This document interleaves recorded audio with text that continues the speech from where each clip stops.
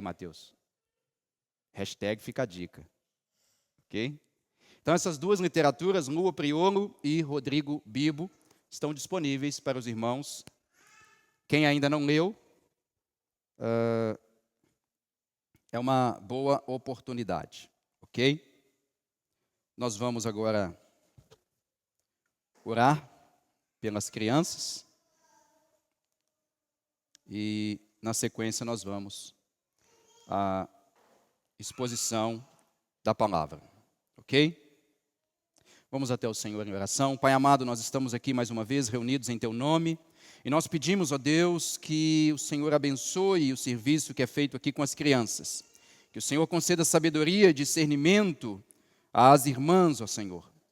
E que o Senhor, ó Deus, como eu sempre tenho pedido, levante no meio dessas crianças homens e mulheres que temem e tremem diante da sua palavra. Esse é o meu pedido e para a glória de Cristo. Amém. Então, Gênesis 1, 2 a 5 diz assim a palavra do Senhor. A terra era sem forma e vazia. A escuridão cobria as águas profundas. E o Espírito de Deus se movia sobre a superfície das águas. Então, Deus disse: haja luz, e houve luz. E Deus viu que a luz era boa, e separou a luz da escuridão. Deus chamou a luz de dia, e a escuridão de noite. A noite passou, e veio a manhã, encerrando o primeiro dia. Vamos orar ao Senhor. Pai amado, mais uma vez estamos aqui diante de Ti em oração. Eu peço que o Senhor me dirija pelo Seu Espírito, me conduza, Senhor, porque eu não sou capaz por mim mesmo de expor a Sua palavra. Mas eu estou aqui, Senhor, confiante de que o Seu Espírito é quem me ilumina. Estou aqui, Senhor, sendo conduzido pelo Seu Espírito para glorificar a Cristo e, consequentemente, ó Deus, glorificar também ao Pai. Por isso, meu Deus, faça o Teu livro vivo aos nossos corações nessa manhã. Ministra, Senhor, uma palavra poderosa. Nos santifique nesta manhã pela palavra, nos exorte, nos discipline e também nos console pela Sua palavra. Para a glória de Jesus Cristo, nosso Senhor e Mestre. Amém. Podem se assentar, meus irmãos. O título do sermão de hoje é O Pai das Luzes. O Pai das Luzes. Eu quero começar dizendo a vocês, irmãos, que nós precisamos refletir sobre algumas coisas. Na semana passada nós fizemos isso também. E eu queria convidar você a refletir comigo sobre as seguintes questões.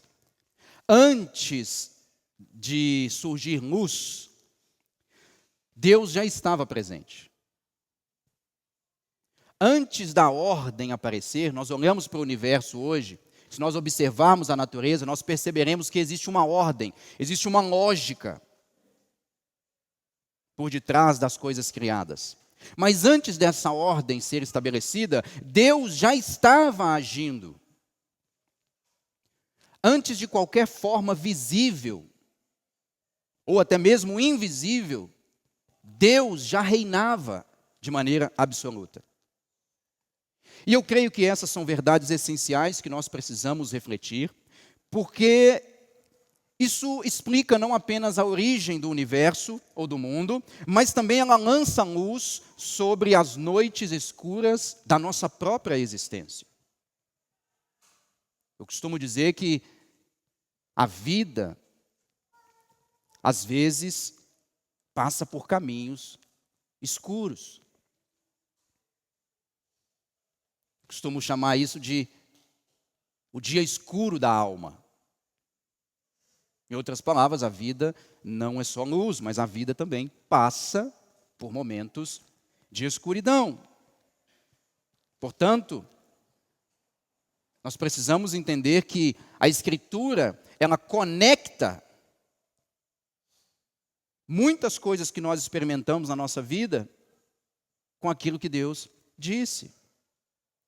E é importante nós refletirmos sobre isso, porque há momentos, como eu disse, em que a alma humana se sente sem forma, sem direção e, por que não dizer, vazia.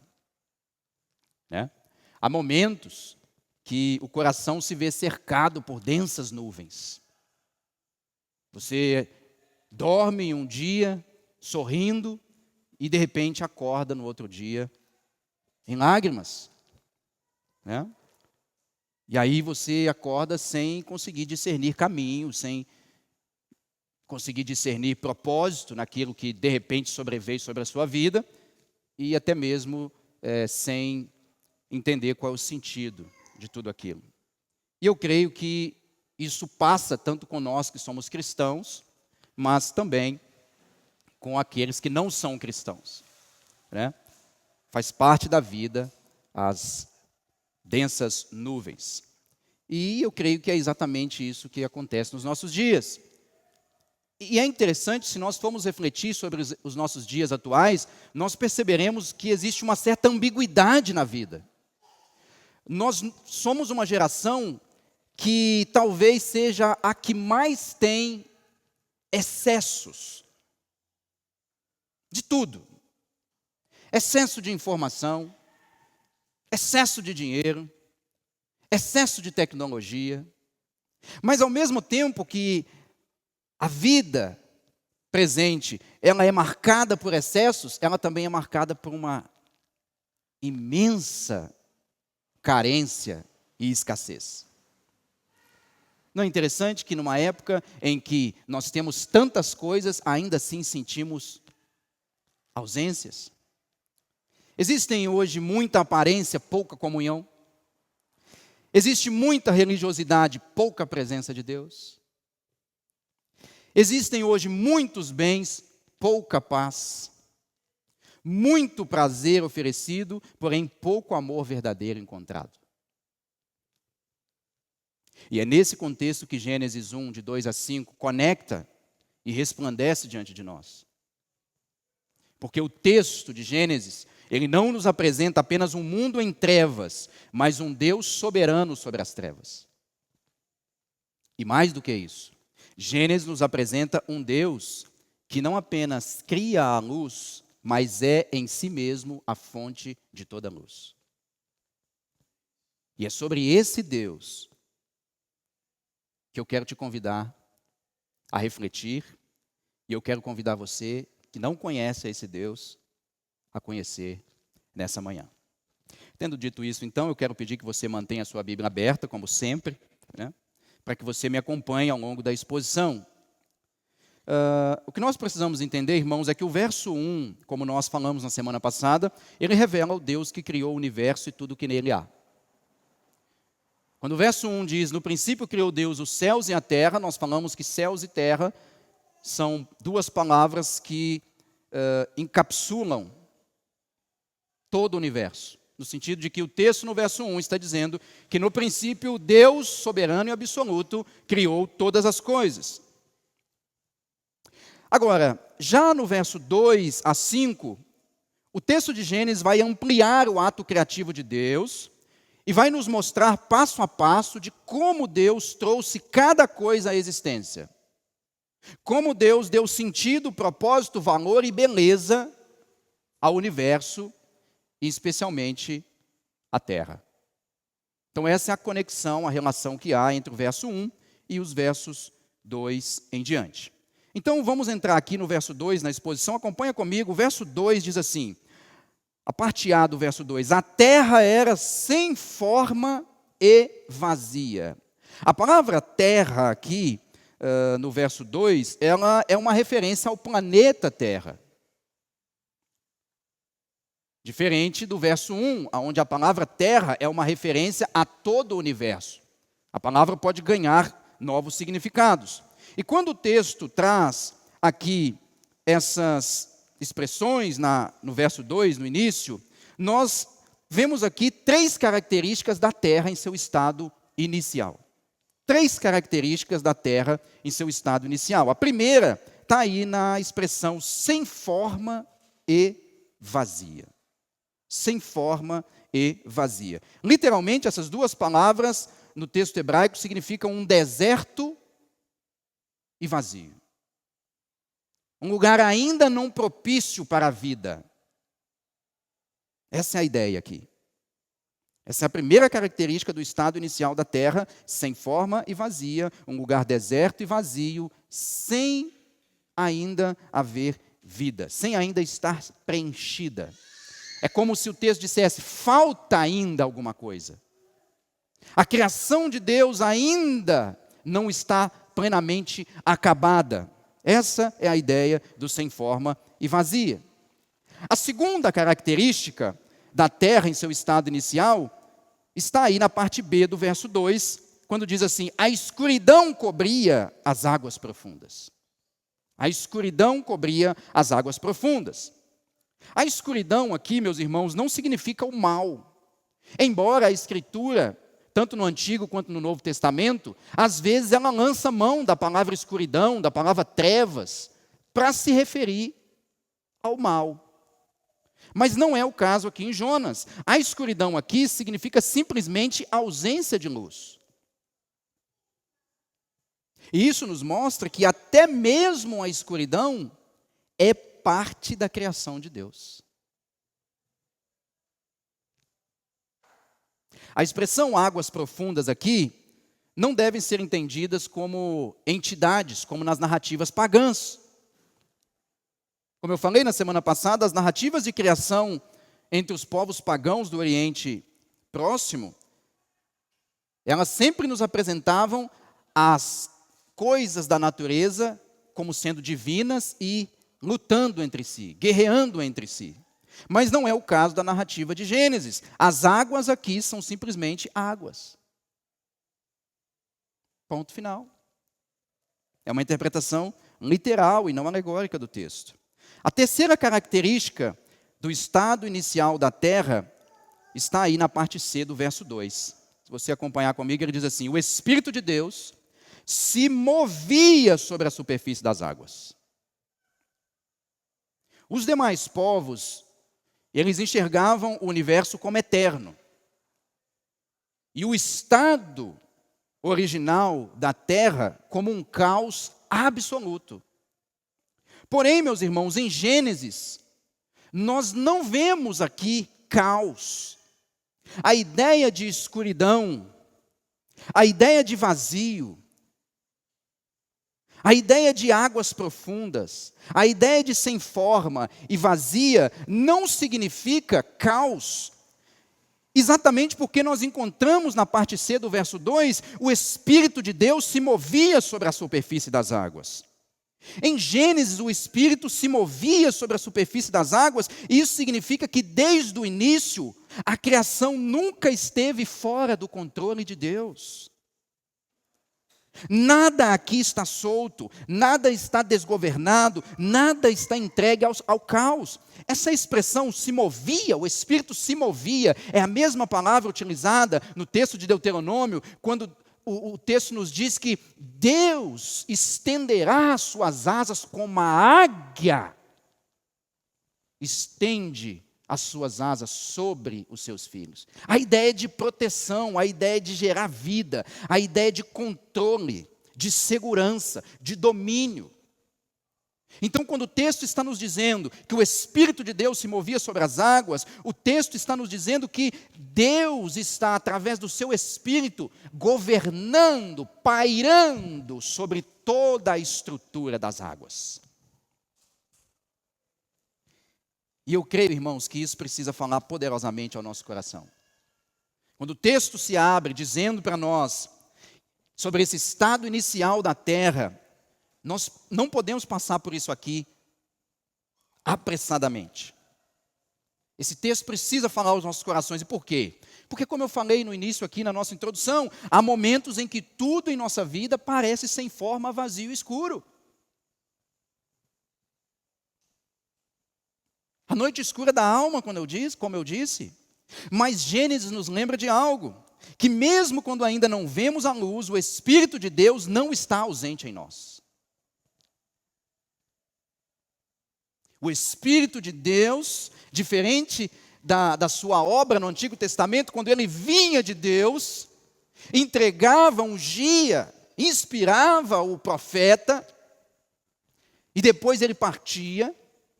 Assim como ele vinha em um momento específico e fazia presente no rei, no seu ungido, depois ele voltava para Deus. No Novo Testamento, o Espírito não vem mais sobre os seus, ele já veio sobre os seus. No dia de Pentecoste, o Espírito foi dado de tal maneira que o Espírito agora habita em nós. Esse mesmo Espírito que estava no início, pairando sobre as águas, preservando, nutrindo de energia a criação de Deus ainda inóspita. Esse mesmo Espírito continua presente, continua operando. Ele continua preparando o caminho para a voz de Deus trazer ordem, vida e direção. Resta-nos o que, irmãos? Termos discernimento para perceber sua atuação silenciosa em nós, quando tudo parece sem forma, vazio e escuro. Pense comigo que coisa maravilhosa, o Espírito de Deus, que cuidava, que zelava, que estava produzindo vida sobre a superfície das águas. É esse Espírito que habita dentro do crente. Portanto, esse mesmo poder que ele exercia, quando pairava sobre a superfície das águas, é o mesmo poder ainda disponível para mim e para você, porque ele habita em nós. Nós somos selados pelo Espírito do Senhor. Esse Espírito de poder que ressuscitou Cristo dos mortos. Ele nos santifica, ele nos ilumina, ele nos regenera, ele nos consola. É esse Espírito que Gênesis está mostrando aqui. Então, meus irmãos, sobre essa terra ainda não ordenada aos nossos olhos, a voz de Deus se rompe em silêncio. O Deus do princípio é o Deus que introduz luz sobre as trevas. E se você me acompanhar aí no verso 3, pela primeira vez nas Escrituras, o universo vai ouvir a voz de Deus. Verso 3 diz: então Deus disse. Então Deus disse. E o que ele diz? Haja luz. É uma ordem. Haja luz. E o verso 3 simplesmente nos traz depois o seguinte: e houve luz. E Deus disse: haja luz. E não poderia acontecer mais nada, senão que a luz existisse. Porque ao som da voz de Deus, não há nada que não lhe obedeça. Nós temos 3 verdades aqui, encapsuladas no verso 3, que nós precisamos aprender.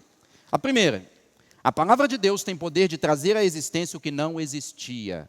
Por isso a importância que nós precisamos dar à palavra de Deus na igreja, nas nossas vidas fora da igreja, no nosso trabalho, nas nossas decisões, nos momentos escuros da alma. Nós precisamos entender que o que deve nos nortear é a palavra de Deus.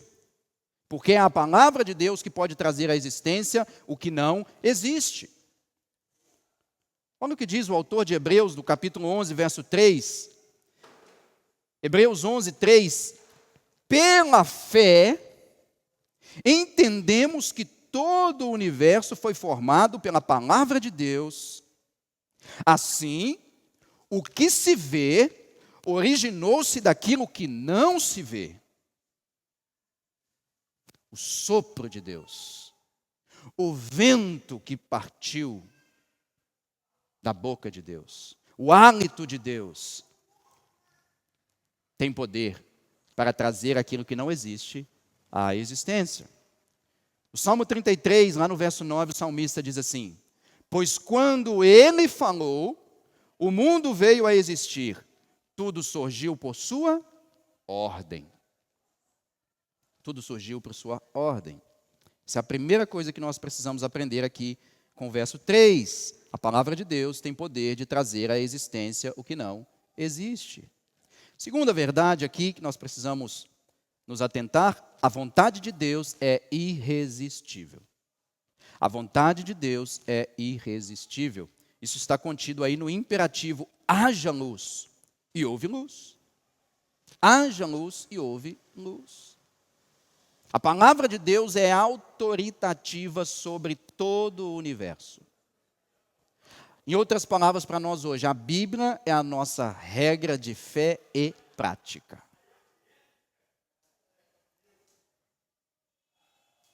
A Bíblia é o manual pelo qual nós vivemos à luz daquele que nos criou. Terceira verdade que nós aprendemos no verso 3. Deus é a fonte primeira e última de luz.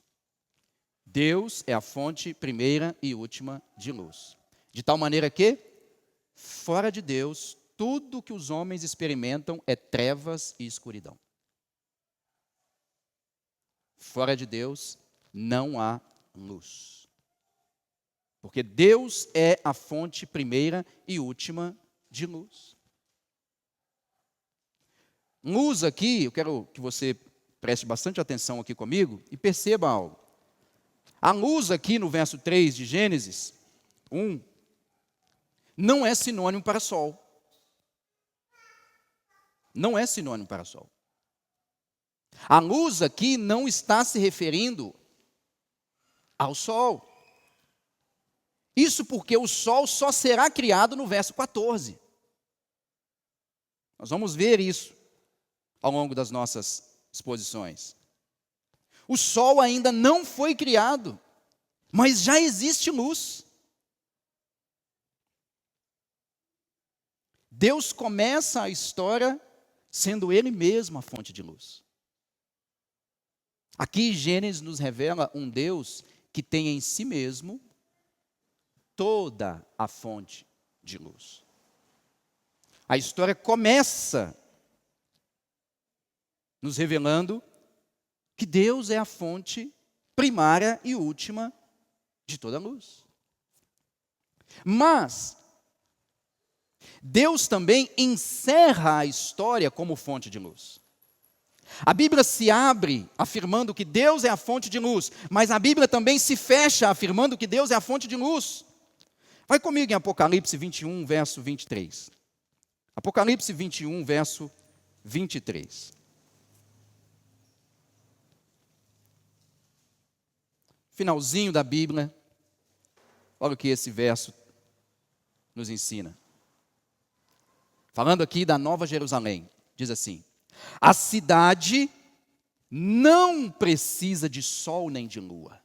Olha que coisa linda. Novos céus e nova terra, a Nova Jerusalém não precisa de sol e lua. Por quê? Continua o texto. Pois a glória de Deus a ilumina. Pois a glória de Deus a ilumina. E termina dizendo algo maravilhoso também. E o Cordeiro é a sua lâmpada. Olha só que coisa maravilhosa. Deus começa a história sendo fonte de luz. E Deus termina a história como a única fonte de luz verdadeira. Os astros passarão, o sol deixará de existir, a lua deixará de existir, as estrelas, toda fonte de luz artificial deixará de existir. Mas Deus será a fonte de luz na sua nova criação. E a luz vai ser a sua própria glória, e o seu Filho será a nossa lâmpada. Olha que glória, olha que coisa majestosa o nosso Deus. Ou seja, sem luz, meus irmãos, as belezas da natureza não poderiam ser percebidas. Nem mesmo a distinção entre diferentes objetos seria possível sem luz. Deus mantém em sua mão a luz, a qual Ele é capaz de nos comunicar até mesmo sem o sol e sem a lua. Esse é o Deus a quem nós servimos. Louvado seja o nome do nosso Senhor. Agora, o Deus que trouxe luz ao mundo é o mesmo que ainda hoje fala sobre vidas mergulhadas em trevas. Se Deus, logo no início, irmãos, é capaz de discernir entre trevas e luz, significa que esse Deus também é capaz de discernir entre vidas que estão mergulhadas nas trevas e vidas que estão caminhando na luz. Olha o verso 4. Verso 4, logo no início, diz assim: e Deus viu.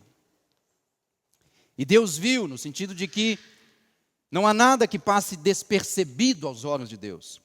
E Deus viu que a luz era boa. Significa, irmãos, que o Deus que cria também é o Deus que aprova. O Deus que cria também é o Deus que aprova. Não no sentido que Deus não soubesse que a sua obra seria boa, mas no sentido de que o significado aqui é que a luz, como nós vemos hoje, ela foi aprovada por Deus. Quando Deus diz que a luz era boa, nós não precisamos mais de segunda opinião. Nós não precisamos mais discutir com Deus sobre Deus, mas eu acho que faltou, se pudesse ser um pouquinho mais forte, um pouquinho mais clara. Não. Deus é a autoridade suprema. Ele cria e Ele aprova. Então Deus viu que a luz era boa, no sentido de que a luz, como vemos hoje, foi aprovada por Deus, portanto ela é perfeita, ela é bela e sem nenhuma necessidade de ajuste. Não há nada na criação de Deus que você vai poder ajustar. O quadro está plenamente perfeito. A paleta de cor está completa. A beleza não falta nada. Não há caos, não há erro, não há rabisco sem formas. Tudo que Deus faz é plenamente perfeito e cheio de beleza. A luz aqui, meus irmãos, ela é declarada boa porque ela cumpre o seu papel. Ela cumpre o seu propósito. E o texto nos é dito que o papel e o propósito da luz era dissipar a escuridão. Escuridão essa que caracterizava a terra no verso 2, como nós lemos no início. A terra, porém, era sem forma e vazia, escuridão.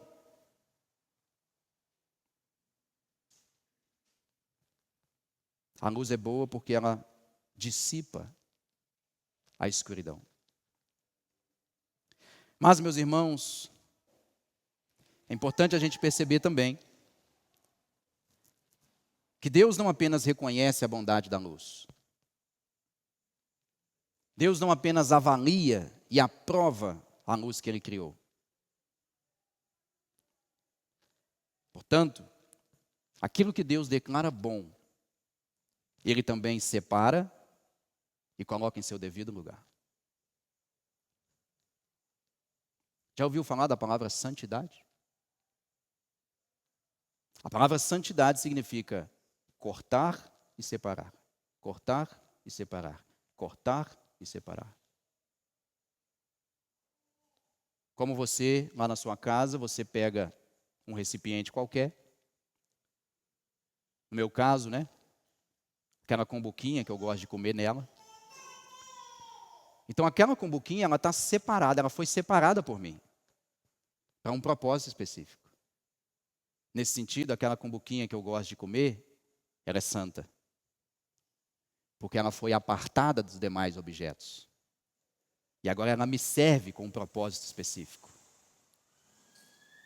Então, quando a Bíblia diz que vós sois raça eleita, sacerdócio santo, a Bíblia está dizendo que Deus separou eu e você das trevas, nos transportou, como Paulo diz, das trevas para o reino do Filho do seu amor. De maneira que nós fomos separados, cortados da escravidão do pecado, cortados de uma prática totalmente aversa à palavra de Deus e fomos colocados em um lugar separado, santo.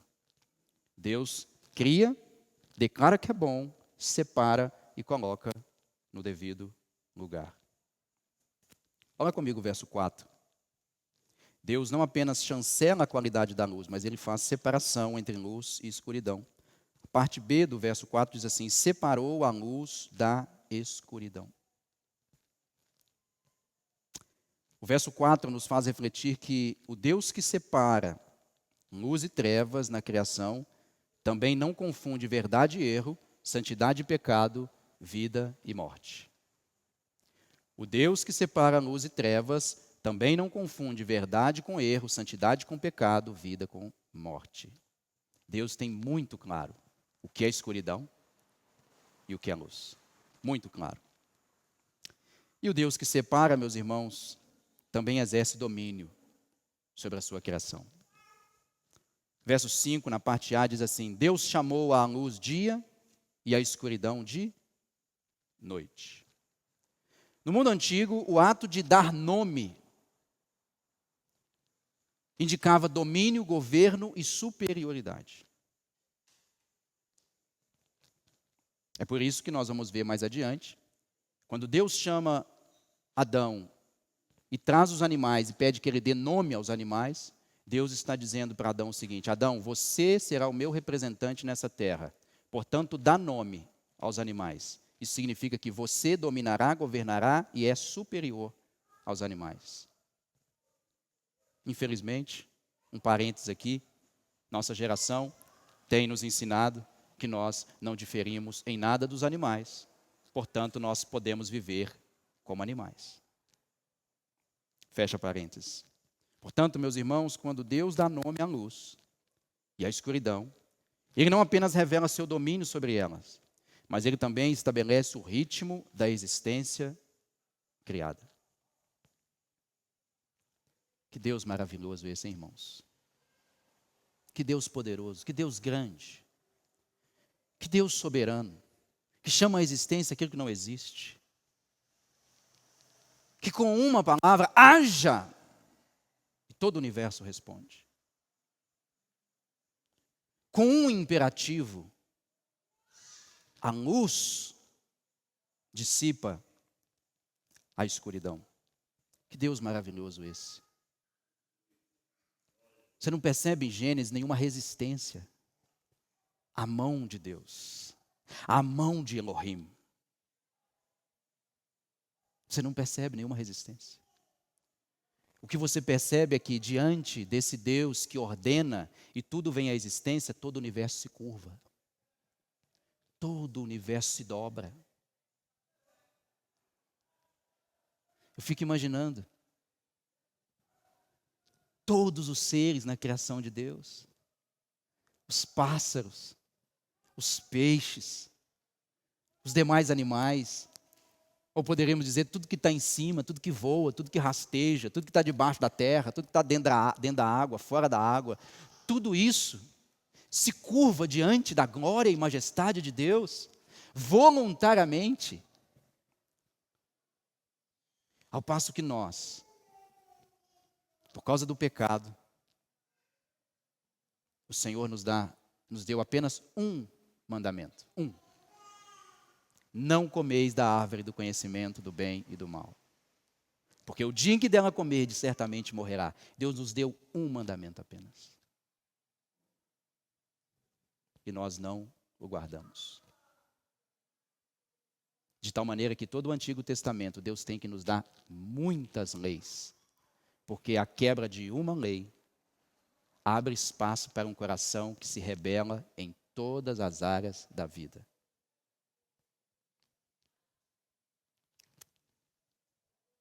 Então o texto conclui, verso 5, finalzinho do verso 5, diz assim: a noite passou e veio a manhã, encerrando o primeiro dia. Eu entendo, irmãos, e defendo a linha com a leitura clássica da igreja, que dias em Gênesis, a palavra dia em Gênesis são dias literais de 24 horas. Por vários motivos, e eu não tenho tempo aqui de explicar. Mas, o que eu quero chamar a sua atenção é que nesta mensagem, o ponto principal é o seguinte: Deus está estabelecendo ritmo, ordem e marcação do tempo dentro da criação. De tal maneira que nós poderíamos entender que se no verso 1 Deus cria a matéria, do verso 2 em diante, Deus cria o tempo. Lembra que a gente falou? Tempo, matéria e espaço. Tempo, matéria e espaço. Verso 1, matéria. 2 a 5, Deus está estabelecendo o tempo. O Deus que cria a luz também organiza a existência da luz. Ele separa, nomeia e estabelece ciclos. Nada está confuso em suas mãos. Tudo recebe ordem por sua palavra. E perceba algo muito profundo aqui nesse texto. O Deus que cria a luz é o mesmo Deus que organiza a existência. Ele não apenas faz surgir a luz. Ele dá forma, separa, nomeia e estabelece ordem sobre todas as coisas. O que dizer de Gênesis 2? Gênesis 1, de 2 a 5? O que dizer de tudo isso que nós falamos aqui, irmãos, se não fazer como Paulo fez ali em Romanos 11, 36, você pega o livro de Romanos, do início ao fim, Paulo vem traçando uma defesa teológica bem condensada, bem estruturada, sistematizando todo o Antigo Testamento à luz da vida de Cristo, da vida, morte e ressurreição de Cristo. E Paulo vem construindo o seu argumento, ele fala de pecado, ele fala de salvação pela graça, ele fala de aliança, ele fala de um monte de coisa, mas quando ele fecha a primeira parte do livro de Romanos, ali no capítulo 11, parece que ele meio que para assim, é tomado pelo Espírito Santo, e ele olha desde o início a maravilha das doutrinas que ele vinha refletindo, e ele termina dizendo: glórias a Deus. Ele diz: porque dele, por ele, para ele são todas as coisas, glória a ele para todo sempre, amém. É o que nós chamamos de doxologia. Quando eu olho, irmãos, esse texto de Gênesis 2, de 1 a 5, eu penso que nós precisamos também, depois ali de encerrar o verso 5, fazer uma doxologia. E eu diria assim: bendito seja o Deus único, bendito seja o Deus verdadeiro, bendito seja o Deus poderoso, bendito seja o Deus glorioso e soberano, ao qual todo o universo se submete, e nós, como filhos adotivos em Cristo, devemos louvor, honra, gratidão e glória para todos sempre. Amém. Esse é o Deus a quem servimos, irmãos. Esse é o Deus a quem servimos. Em poucos versículos, o texto exala a glória, a majestade do Deus bíblico. Isso deveria nos encorajar. Quando a Escritura exalta a glória, a majestade do Deus a quem servimos, deveria nos encorajar a falar assim: esse é o meu Deus. Esse é o meu Deus. Será que eu não posso confiar nele? Será que eu não posso descansar nele? Será que eu não posso me reclinar sobre a sua soberania? Será que não é seguro eu me lançar nos seus braços? Será que não é seguro eu vir diante dele e cair de joelhos e dizer: Senhor, eis-me aqui. Tu és tudo o que eu preciso. Tu és absoluto. Tu reinas sobre todas as coisas. Não há trevas que possam deter a ti. A sua palavra é poderosa. Por ela o Senhor criou todas as coisas que existem, por ela o Senhor organizou todas as coisas que existem. Senhor, eis-me aqui de joelho diante da sua majestade. Será que nós não devemos fazer isso, irmãos? Eu penso que nós às vezes sabemos que Deus é maravilhoso, mas nós não vivemos à luz dessa maravilha de Deus, à luz desse Deus gigantesco, esse Deus que governa todas as coisas, esse Deus que tem toda a história na palma das mãos, esse Deus que nos garante que nada acontece sem a sua permissão. Até mesmo as noites sombrias da alma, como eu falei aqui no início, até mesmo naqueles momentos em que nós pensamos: Senhor, onde está o propósito, onde está o sentido de tudo isso? Senhor, por quê, por quê, por quê? Não, nós devemos simplesmente o quê? Entender que, Senhor, Tu sabes todas as coisas. Tu sabes todas as coisas. Tu governa todas as coisas. Tu fizeste todas as coisas. Senhor, Tu tem controle de toda a história. Senhor, o Senhor sabe que até mesmo os pequenos detalhes, o Senhor sabe, Senhor, das minhas angústias mais profundas, o Senhor sabe, Senhor, que até mesmo as minhas lágrimas que rolam no secreto, o Senhor conhece cada uma delas, o Senhor conhece, Senhor, cada palavra que sai do meu coração. Senhor, o Senhor tem guardado as orações que eu tenho feito, Senhor, o Senhor tem ouvido o meu clamor, embora tudo pareça que não faça sentido, embora eu não tenha visto resposta, embora eu não esteja, Senhor, observando algo visível aos meus olhos, embora, Senhor, eu não possa ver, ó Deus, embora pareça que o Senhor não está fazendo, embora pareça que o Senhor não está trabalhando, Senhor, eu descanso em Ti, eu confio em Ti, eu repouso em Ti, eu me refugio em Ti, Senhor. Esse é o Deus a quem servimos, irmãos. Esse é o Deus das Escrituras. Esse é o Deus que nos chama a caminhar com Ele. É o Deus que nos chama para descansar nele, é o Deus que nos chama a amar a Ele com toda a nossa força, toda a nossa alma e todo o nosso entendimento. Essas três palavras, força, alma e entendimento, encapsulam tudo o que há em nós. Ame-me com tudo o que há em ti, que todas as áreas da sua vida sejam marcadas pelo amor que você tem por mim. Glória seja dada ao Deus que nós servimos. Quero encerrar com algumas perguntas. Estás tu perdido? Estás tu perdido?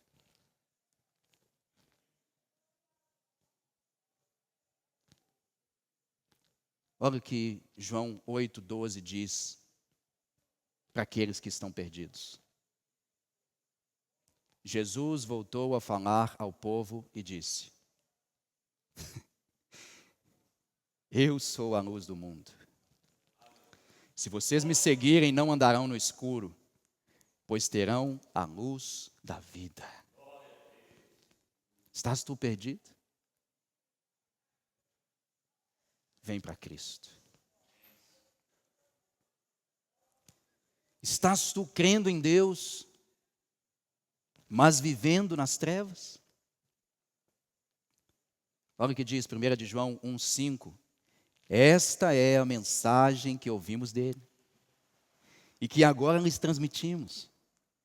Deus é luz e nele não há escuridão alguma. Não há escuridão alguma. Tens tu medo do escuro?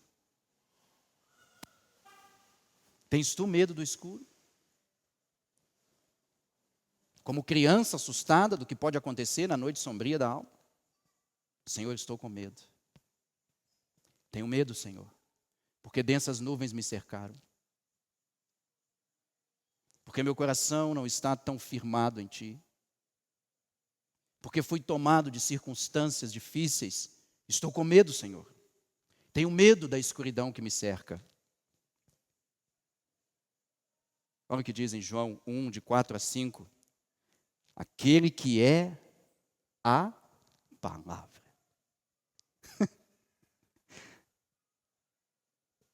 Como que Deus criou? Qual foi a voz que se ouviu, que irrompeu o silêncio em Gênesis 1? A voz de Deus. A palavra de Deus irrompeu o silêncio de Gênesis 1. E o Evangelho de João, no capítulo 1, que faz uma relação direta com Gênesis 1, diz assim: aquele que é a palavra possuía a vida, e a sua vida trouxe luz a todos. A luz brilha na escuridão, e a escuridão nunca conseguiu apagá-la. Estás tu com medo do escuro? Creia em Jesus Cristo, porque Ele é a luz que ilumina a todos. A luz que reflete na escuridão da alma humana. E, portanto, nenhuma escuridão conseguirá apagar esta luz. Recusas tu a Cristo? Recusas tu a Cristo? João 3, 19 a 21. E a condenação se baseia nisto: que a luz de Deus veio ao mundo, mas as pessoas amaram mais a escuridão que a luz, porque os seus atos eram maus. Quem pratica o mal odeia a luz e não se aproxima dela, pois teme que seus pecados sejam expostos. Mas quem pratica a verdade se aproxima da luz, para que outros vejam que ele faz a vontade de Deus. Estás tu a fugir de Cristo? Estás tu a recusar a Cristo? Não recuse a única fonte eterna de luz. Venha, essa luz não vai expor seus pecados. Essa luz não vai ridicularizar você. Essa luz não vai oprimir você. Pelo contrário, essa luz vai limpar você de toda a escuridão. Mas talvez és tu crente, mas já está caminhando com Deus há tanto tempo e as coisas do mundo fez com que você perdesse a sua identidade. Pastor, eu não sei quem eu sou em Cristo. Olha o que diz Efésios 5, de 8 a 14. Pois antigamente vocês estavam mergulhados na escuridão. Esse sou eu e você.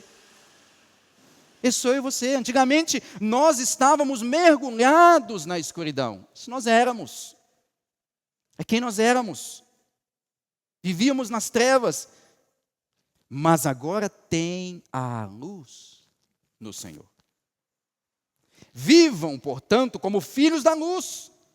Pois o fruto da luz produz apenas o que é bom, justo e verdadeiro. Procurem descobrir o que agrada ao Senhor. Não participem dos efeitos inúteis do mal e da escuridão. Antes, mostrem sua reprovação expondo-os à luz. É vergonhoso até mesmo falar daquilo que os maus fazem em segredo. Suas más intenções, porém, ficarão evidentes quando a luz brilhar sobre elas, pois a luz torna visíveis todas as coisas. Por isso se diz: desperta, tu que dormes. Levante-se dentre os mortos, e Cristo lhes resplandecerá. Essa é a sua identidade. A identidade do crente é aquele que andava em trevas, mas agora a luz de Cristo lhes resplandece.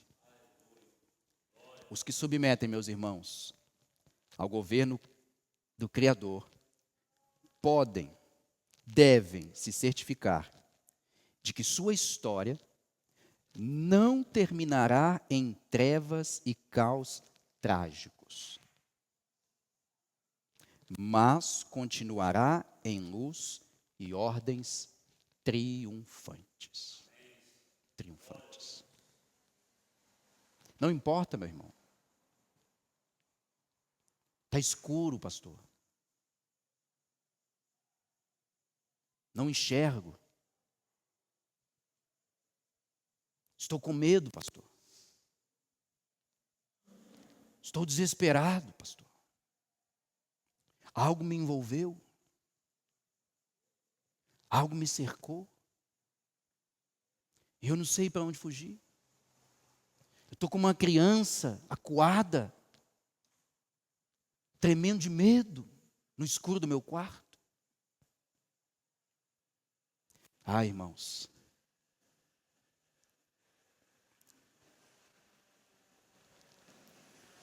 Ainda que as nossas vidas se findem aqui, envoltas na escuridão da alma, na escuridão das angústias, do medo. Ainda que a nossa vida se finde aqui, dessa maneira. Ah, irmãos, há um lugar cuja luz é o próprio Deus, cujo Deus é a própria fonte de luz, o Cordeiro é a nossa lâmpada. E naquele lugar não há choro, não há pranto, não há morte, não há enfermidade, não há nada, senão a glória de Deus, a qual nós estaremos diante para todo o sempre. Que esse Deus, irmãos, que Gênesis 1, de 2 a 5 nos apresenta,